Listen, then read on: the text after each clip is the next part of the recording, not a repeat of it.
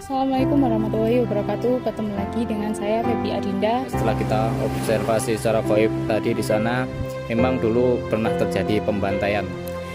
Museum Brawijaya, banyak sekali kejadian dan peristiwa. Kenapa kok sampai museum ya? Kalau museum pasti kan ada kejadian-kejadian peristiwa besar yang tidak boleh dilupakan. Di sejarah-sejarah, di pelajaran-pelajaran sejarah pemirsa tentang pembantaian massal gerbong neraka atau gerbong maut.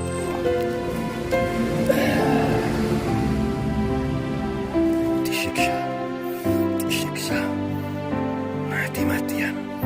Ini menjadikan cambukan buat kita agar lebih semangat kecintaan kita kepada NKRI ini, kepada tanah air ini. Hanya bambu runcing bisa menang melawan Belanda yang jumlahnya banyak. Ada bom, ada meriam, senapan dan lain sebagainya.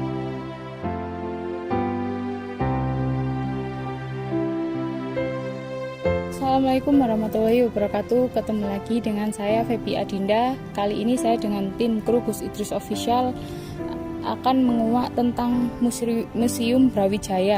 Kita tidak mungkin menggali informasi di sini karena di sini cukup terang. Maka dari itu jinnya kita akan menarik di suatu tempat. Saya dan bersama tim kru Gus Idris Official sudah berada di titik lokasi untuk menggali informasi tentang Museum Brawijaya. Bahwasanya setelah kita observasi secara gaib tadi di sana, memang dulu pernah terjadi pembantaian, dan lebih lanjutnya akan dijelaskan oleh guru spiritual kita Gus Idris Al-Marbawi. Silakan Gus. Assalamualaikum warahmatullahi wabarakatuh. Selamat malam. Semoga kita semua diberikan kesehatan, diberikan rezeki yang banyak, rezeki yang barokah, rezeki yang halal, dipanjangkan umur kita dan dikabulkan semua doa-doa kita. Amin amin ya rabbal alamin. Museum Brawijaya, banyak sekali kejadian dan peristiwa. Kenapa kok sampai museum ya? Kalau museum pasti kan ada kejadian-kejadian peristiwa besar yang tidak boleh dilupakan. Ada sejarah besar yang mana bangsa Indonesia ini tidak boleh melupakan peristiwa tersebut tentunya. Yang jelas kita sudah mendengarkan di sejarah-sejarah, di pelajaran-pelajaran sejarah pemirsa tentang pembantaian massal gerbong neraka atau gerbong maut. Para pejuang-pejuang kita dimasukkan gerbong di situ, tidak ada ventilasi, udara panas ya, sampai meninggal puluhan orang, intinya seperti itu. Dan banyak juga kejadian mistis-mistis di situ, makhluk-makhluk gaib di situ. Para penjajah Belanda tadi saya melihat itu jin yang menyerupai pakaiannya pakaian militer Belanda tapi tanpa kepala, jalan juga ada, macam-macam lah. Yang jelas itu nggak penting ya. Yang penting kita akan kuak sejarah biar nambah wawasan, biar nambah ilmu. Kita akan kuak sejarah pembantaian massal para pejuang bangsa kita. Ya itu. Kita akan kuak sejarah itu. Jadi pembantaian massal pejuang-pejuang kita dulu yang mengorbankan nyawanya demi berdirinya bangsa kita ini. Maka dari itu kita insya Allah langsung memasukkan salah satu korin pejuang ya, korin pejuang yang mana akan menceritakan sejarah waktu itu pembantaian di gerbong maut itu. Yang katanya ada di Bondowoso, di Surabaya, Jember dan lain sebagainya. Kita akan masukkan salah satu korin pejuang itu. Yang mana korban juga pembantaian massal itu mas. Jadi langsung saja pemirsa kita langsung masukkan mediator lewat Ki Ageng. Jadi kita kali ini nggak masukkan kayak hantu-hantu, kayak roh kayak arwah jahat, kayak arwah alam Abdul Jumud ataupun alam Ahmar enggak. Tapi kita akan masukkan salah satu korin pejuang. Perlu diklarifikasi, perlu dicatat, nggak murni dan kita nggak bisa menjamin 100% kebenarannya. Tapi insya Allah saya yakin, seyakin-yakinnya 70%, 80% insya Allah benar, insya Allah ya. Karena korin itu mulai dia lahir sampai dia meninggal itu tahu betul, persis betul karakternya, cara bicaranya, cara sikapnya itu persis betul. Makanya kita akan masukkan salah satu korin pejuang. Semoga bermanfaat. Dan andaikan video ini bermanfaat, jangan lupa untuk support terus video ini, karena hasil dari video ini untuk kebutuhan pembangunan pesantren. Oke, langsung saja Mas Anam, silahkan langsung ke mediator Ki Ageng Prayitno. Mas Indra, bagian tanya sama Mas Anam, silakan. Sudah siap Ki Ageng?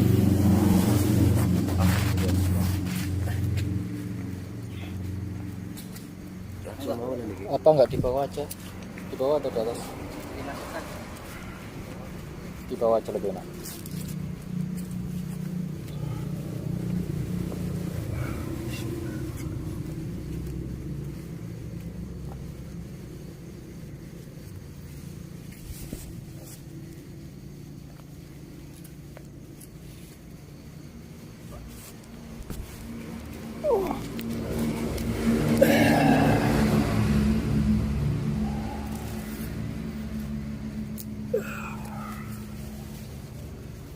Assalamualaikum.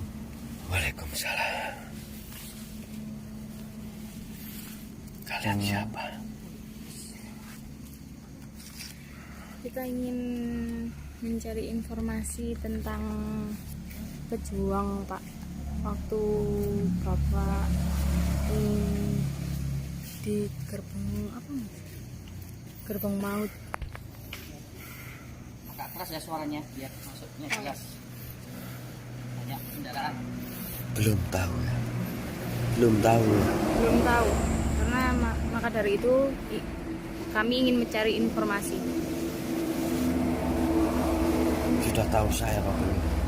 Belum. Nama Bapak siapa? Kuswari. Kuswari. Meninggal tahun berapa Pak? Kurang kenceng Mbak. Meninggal tahun berapa? Jangan tanya meninggal saya dulu. Perjalanan gerbong maut itu biar kalian tahu semua. Menyakitkan. Menyakitkan.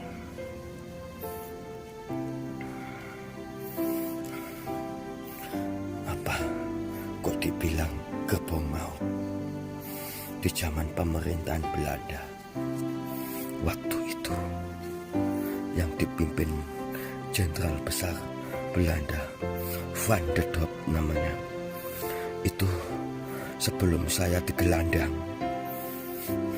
ke penjara pada waktu itu di Bondowoso dalam kekuasaan pemerintahan Belanda, disiksa mati-matian. Kenapa kok disiksa? Pemerintahan Belanda menganggap pejuang-pejuang membahayakan. Ini kalau saya ceritakan semuanya satu malam gak tuntas. Singkat saja ya. Singkat ya. Iya. Setelah saya digelandang ke penjara, saya kira-kira 1 minggu kemudian teman saya rumahnya digerebek, disiksa. Dalam kurun 3 hari dia dikurung di dalam WC sama pemerintahan Belanda, disiksa. Tidak ada ampun sama sekali. Allahu Akbar. Tidak ada ampun sama sekali. Sungguh kejam.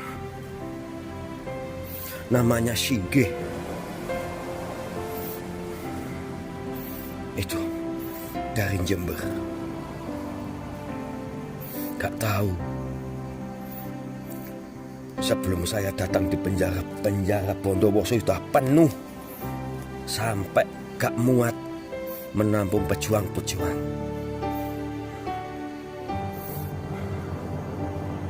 Gak dikasih makan, disiksa. Pada waktu itu, kalau gak salah, ingat saya pada hari Sabtu sore itu semua tawanan dikasih makan. Senang dikasih makan, senang soalnya sudah berhari-hari itu cuma disiksa ketika kasih makan. Mayat bergeletakan. Ya Allah. Pada malam minggu waktu itu tanggal 23 September tahun 1947 sekitar pukul 2 malam itu dibangunkan semua. Kurang lebih itu 100 jiwa, 100 manusia. Kenapa kok dibangunkan? Penjara Bondowoso gak muat waktu itu. Gak muat. Semua berkemas. Siap-siap dibangunkan dengan paksa. Gak bangun ditendang. Gak bangun tendang. Kemas-kemas mau dipindah. Malam itu juga pukul 2 kurang lebih setengah 3 sebelum masuk gerbong yang sudah disiapkan pada waktu itu dibariskan 4-4 sama Van der Dorp itu tadi dengan kejam. Sampai sekarang kalau gak tahu, lihat gerbongnya itu besarnya seberapa, panjangnya seberapa. 4-4 dimasukkan gerbong pertama. Yang gerbong pertama catat biar tahu. Yang gerbong pertama itu gak salah itu nomor GR 5769. Yang kedua itu gerbong nomor 4416.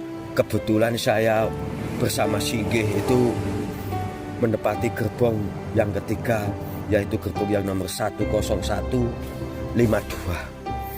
Ya Allah, itu bukan gerbong untuk manusia. Gak bisa lihat apa-apa, gelap, panas. Jangankan berhari-hari, 1 jam, yang meninggal sudah banyak. Seperti dipanggang, sakit.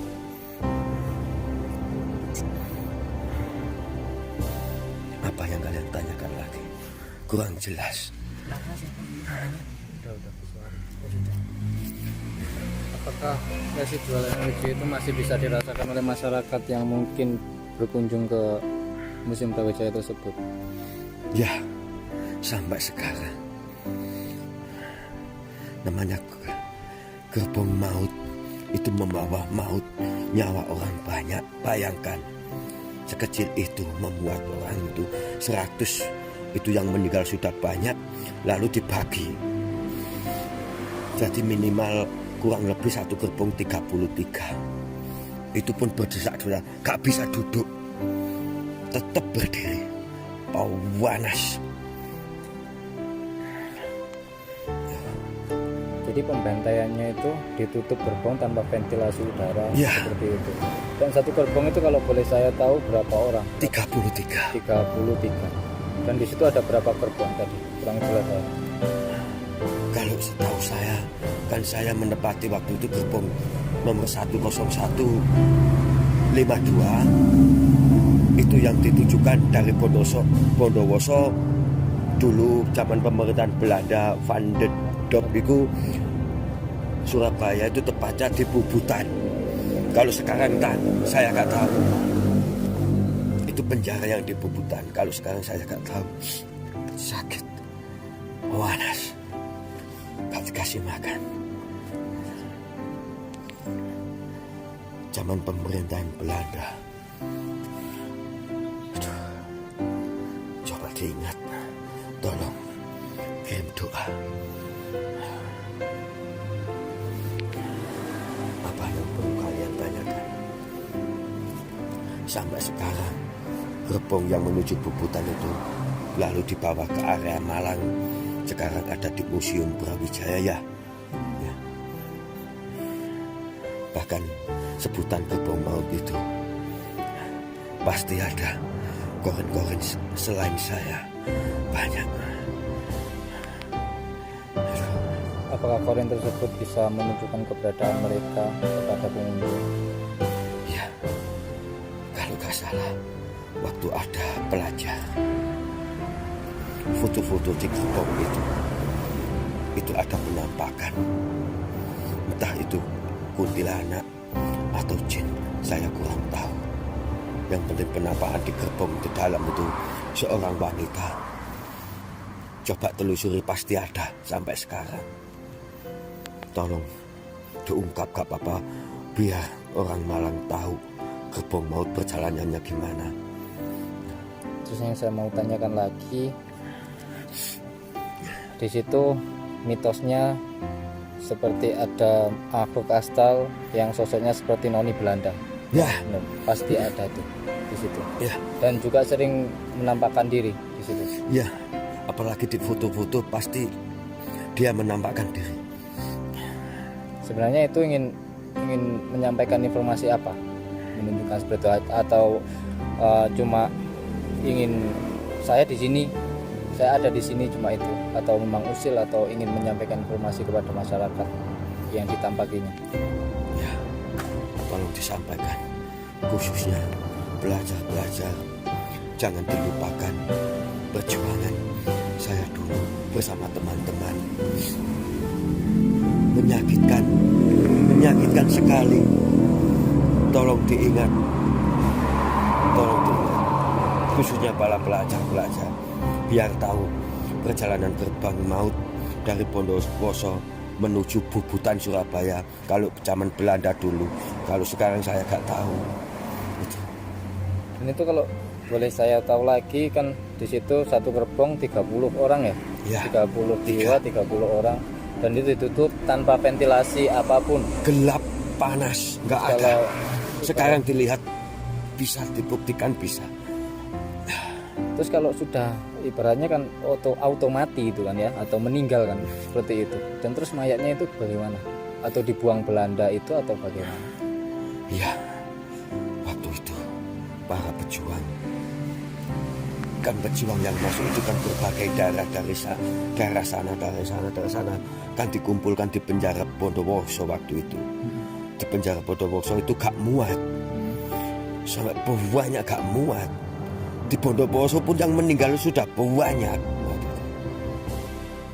Kan saya sebelum dibawa ke Bubutan itu saya di situ 1 minggu.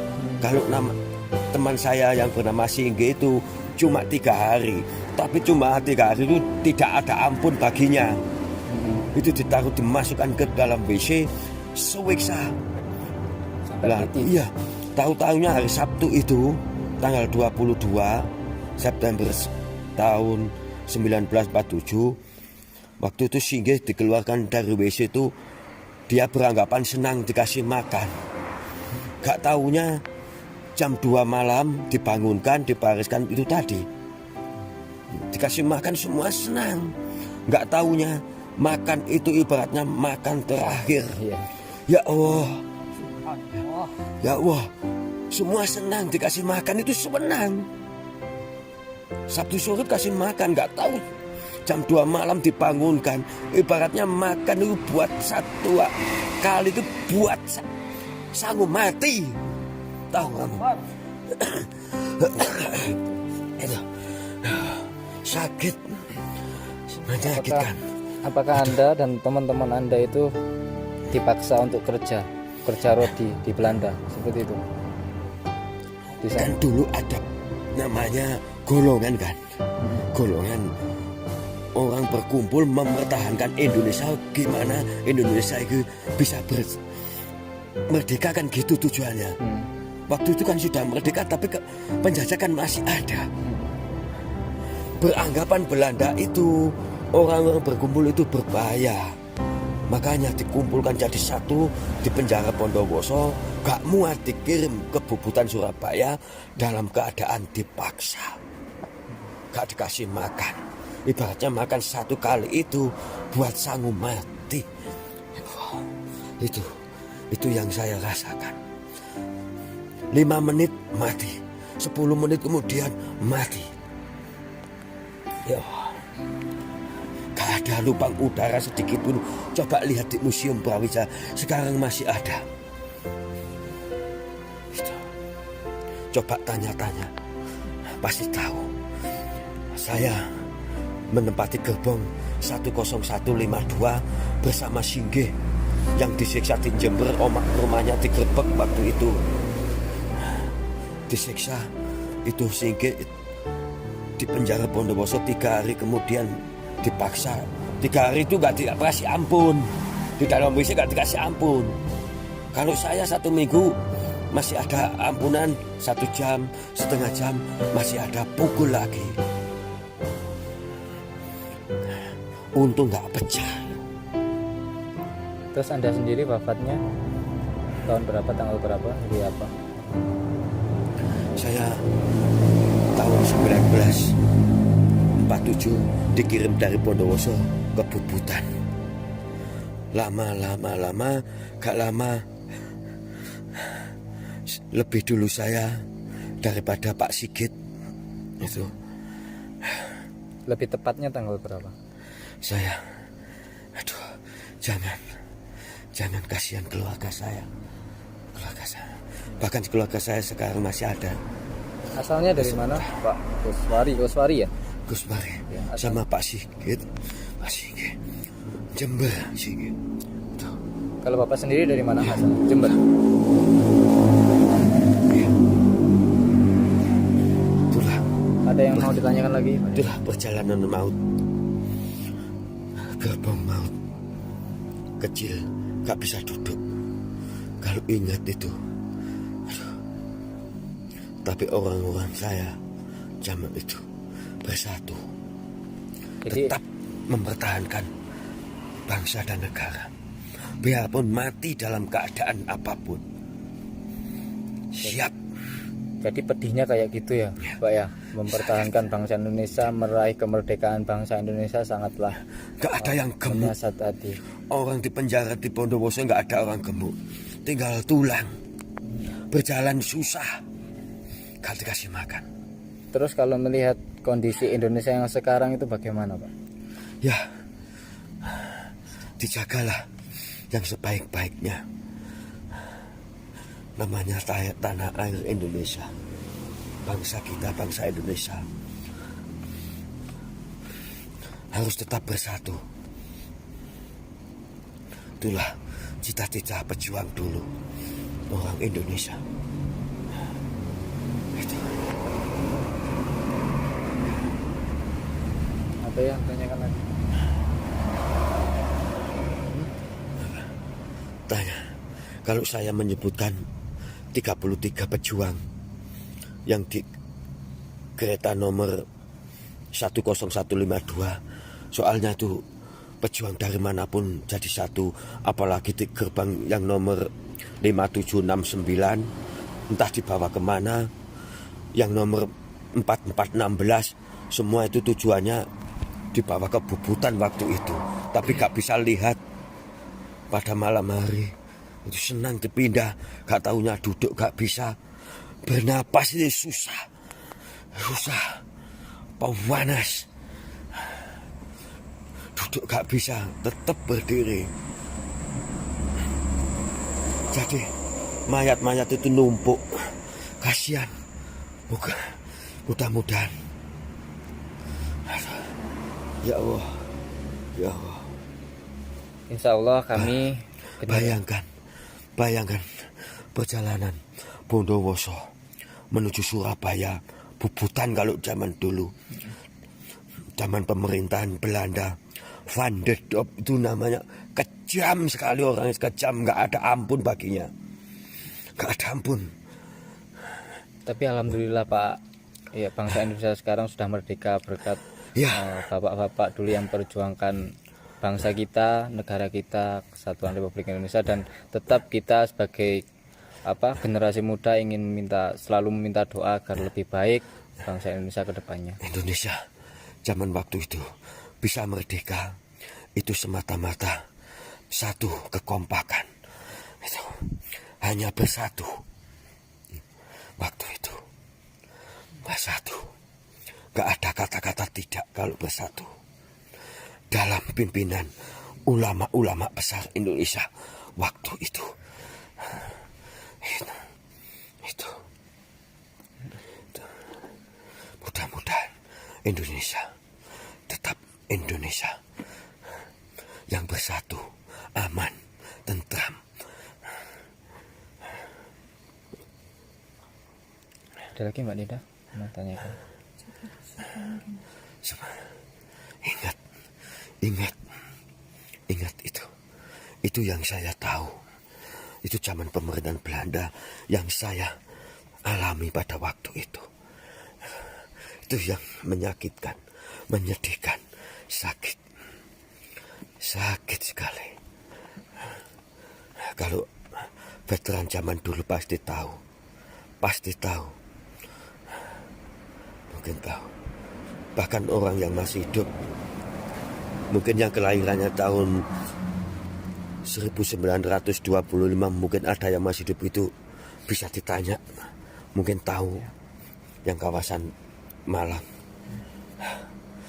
Tahu. Kalau Banyuwangi, Jember, kalian tanya pasti tahu. Pak Kuswari sama Pak Singgih pasti tahu. Ya, pejuang tahu itu.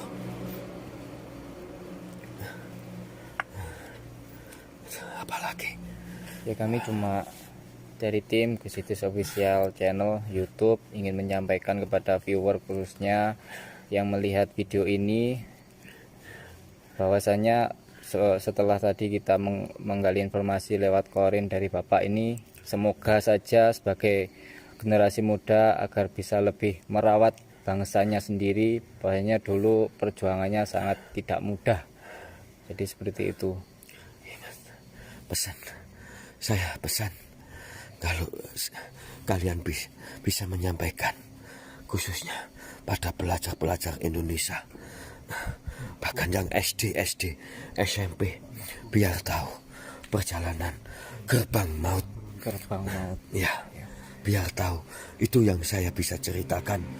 Cuma itu, selebihnya saya gak bisa. Soalnya sudah saya meninggal duluan daripada Pak Singgih waktu itu. Saya dalam keadaan sakit, raga saya sudah gak kuat, gak bisa berjalan. Waktu itu umur berapa Bapak meninggalnya? Waktu itu saya kurang lebih umur saya 34 tahun. Ya. Tadi wafatnya umur 34? Enggak. Saya pas itu masih hidup. Kurang lebih saya 1 tahun kemudian mungkin, saya gak ingat. Ya Allah, ya Allah, ya Allah, ya Allah, ya Allah. Cukup sudah pemirsa, kita menggali informasi. Bagi viewer, saya pernah juga membaca di komentar Gus Idris Official, silakan Gus memasukkan seorang korin dari para pejuang. Ya, ini pejuang bangsa Indonesia, bangsa negara kita tercinta, bahwasanya dulu Indonesia ini tidak mudah untuk didapatkan kemerdekaannya. Ingat betul-betul ya. Ingat betul-betul. Jangan dilupakan. Saya minta pamit. Ya udah Pak, makasih ya Pak ya. Doakan terus Indonesia agar lebih maju, selalu mengingat para pejuang-pejuangnya dulu. Terima kasih. Assalamualaikum.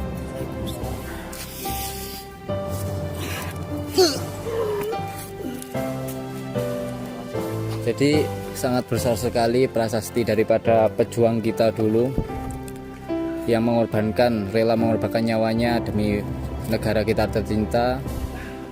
Kalau saya sebagai perwakilan generasi muda saat ini memang ingin selalu mengingat prasasti pejuang kita dulu, bahwasanya sangat tidak mudah untuk mendapatkan kemerdekaan Indonesia ini. Jadi sangat menyentuh sekali tadi sebenarnya perjalanan sejarah. Jadi di Museum Brawijaya tersebut ada pengalaman dari seorang veteran pejuang Indonesia yang dibantai oleh Belanda, dan satu gerbongnya itu 30 jiwa orang meninggal tanpa udara, tanpa ventilasi. Dan untuk itu kita langsung saja mendengar dari Gus Idris pesan-pesan untuk kalian semua viewer Gus Idris Official. Silakan Gus. Setelah kita menyimak cerita kisah langsung dari pejuang yang bernama siapa tadi? Kuswari. Pak Kuswari bersama Singgih ya. Masya Allah, luar biasa ceritanya, menyentuh sekali. Ini menjadikan cambukan buat kita, cambukan buat kita agar lebih semangat kecintaan kita kepada NKRI ini, kepada tanah air ini.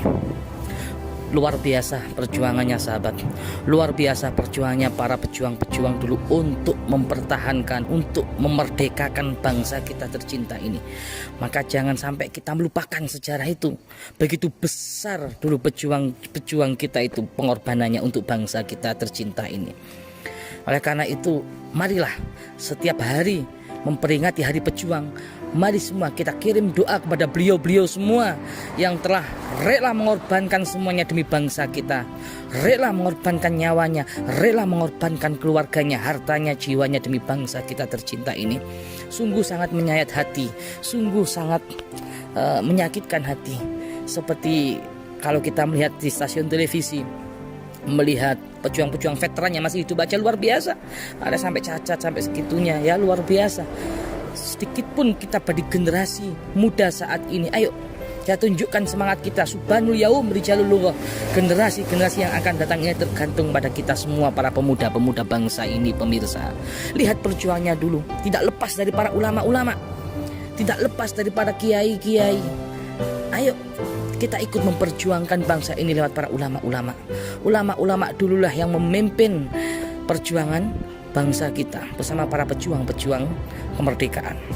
Kalau zaman dulu ya, jumlah pejuang kita sedikit melawan pasukan Belanda yang jumlahnya banyak, senjatanya ada meriam, ada bom dan lain sebagainya. Lihat pejuang kita hanya pakai bambu runcing, datang itu kepada para ulama, "Kiai, tolong Kiai, ini saya cuma punya bambu runcing, tolong dikasih doa." Dikasih itu bambu runcing, sini dikasih doa. Ya Allah ya Qadim, ya Allah ya Qadim, ya Hafidhu ya Nasir, ya Wakilu ya Allah. Lihat, hanya bambu runcing bisa menang melawan Belanda yang jumlahnya banyak, ada bom, ada meriam, senapan dan lain sebagainya. Itulah pemirsa perjuangan ulama kita, nggak bisa dikucilkan, nggak bisa dilupakan perjuangannya beliau. Lihat dalam Al-Quran, kaming fi'atin qalilatin ghalabat fi'atan katsiratan biidznillah. Walaupun jumlahnya sedikit, bisa menang melawan jumlahnya yang banyak. Kenapa? Biidznillah. Kalau zaman dulu seperti itu. Lihat pejuang-pejuang kita, Allahu Akbar, seperti itu. Allahu Akbar. Kalimat takbir ini nggak boleh kita lupakan begitu saja. Dengan kalimat takbir inilah Allah Maha Besar membakar semangat kita para pejuang-pejuang, jiwa-jiwa pejuang. Itu yang dapat saya sampaikan. Oleh karena itu, kita selaku generasi penerus bangsa ini, jangan kita sia-siakan pengorbanan para pejuang-pejuang, terutama jangan sampai lupa pesan saya pada para ulama-ulama. Ya, ulama-ulama itulah berkah beliau-beliau. Bangsa kita tercinta tidak luput, tidak lepas dari darah para ulama, darah para kiai, darah para habaib. Ya, makanya terkadang itu jujur saya sakit hati ketika melihat para ulama-ulama kita dituduh, para ulama-ulama kita difitnah, para ulama-ulama kita dituduh anti NKRI. Ya Allah ya Karim, beliau para kiai kita, beliau para ulama kita, beliau para habaib ini yang dulu rela mati-matian darahnya, jiwanya untuk bangsa NKRI tercinta ini, pemirsa. Oleh karena itu, ayo, tanpa jasa beliau para kiai, tanpa jasa beliau para ulama, tidak akan pernah merdeka bangsa kita. Para pejuang-pejuang menunggu komando para ulama, menunggu komando para kiai-kiai zaman terdahulu, pemirsa. Mungkin itu saja yang dapat kita sampaikan. Tanamkan dalam hati kita pejuang. Kadang kita disuruh menghafalkan lagu pejuang aja kita nggak hafal. Gimana rasa cinta kita kepada tanah air? 17 Agustus, Garuda Pancasila, sorak-sorak bergembira, halu-halu Bandung. Gimana kalau kita perang kayak pejuang kita dulu, sampai disiksa seperti itu, pemirsa. Nah, intinya itu, ayo sekarang kita ingat betul sejarah bangsa kita berdiri. Nggak langsung merdeka seperti ini dulu. Kita nggak bisa langsung kumpul-kumpul enak ke mall, ke diskotik ya, enak-enak. Pemuda-pemuda sekarang ada shopping dulu nggak bisa, pemirsa. Dentuman bom di mana-mana. Mau sholat, mau ngaji, duar aja. meriam bom dan lain sebagainya. Sekarang sudah enak, berkah jasa beliau-beliaulah para pejuang-pejuang kita. Lihatlah luar biasa pengorbanannya Kak, nggak sampai duduk-duduk manis, santai-santai seperti kita pulang dari kerja bisa ngobrol santai-santai, dimakan di pinggir jalan dengan keluarga, anak, istri. Nggak sampai seperti itu dulu. Tiap hari selalu perang. Itulah pemirsa perjuangannya. Mudah-mudahan dalam kisah ini, dari video ini, mudah-mudahan bisa membakar semangat kita, kecintaan kita terhadap NKRI, bangsa kita tercinta ini. Apabila ada kurang lebihnya dari video ini, kami mohon maaf yang sebesar-besarnya, karena manusia ada keterbatasan. Yang baik ambil positifnya, yang baik, yang buruk nggak usah diikuti dalam video ini, nggak usah dipakai ya. Kita ambil karena manusia punya keterbatasan. Al-insanu ma'al khata' wa nisyan. Mungkin itu saja yang dapat kami sampaikan. Ihdinas shiratal mustaqim. Wassalamualaikum warahmatullahi wabarakatuh. Waalaikumsalam warahmatullahi. Cukup sudah ekspedisi tim Gus Idris Official malam ini kita sudahi. Soalnya tadi dari Museum Brawijaya kita sudah melakukan ekspedisi di rumah angker di situ. Jadi alhamdulillah kita dapat 2 video ekspedisi yang sangat melelahkan, dan bagi kalian perlu kalian ketahui, jangan pernah menonton video ini sendirian, bahwasanya makhluk tak kasat mata selalu hidup berdampingan dengan Anda. Untuk itu Gus Idris Official Channel ini suatu informasi, suatu ilmu yang sangat berharga pada kalian semua, seperti contohnya sejarah ini tadi, korin dari seorang pejuang. Dan untuk itu kalian harus support terus channel Gus Idris Official dengan cara subscribe, like, share, dan komen. Bahwasannya barang siapa orang yang membagikan sebuah kebaikan, pasti Allah akan membalas dengan kebaikan juga. Cukup dari saya, presenter Anam XPT. Assalamualaikum warahmatullahi wabarakatuh.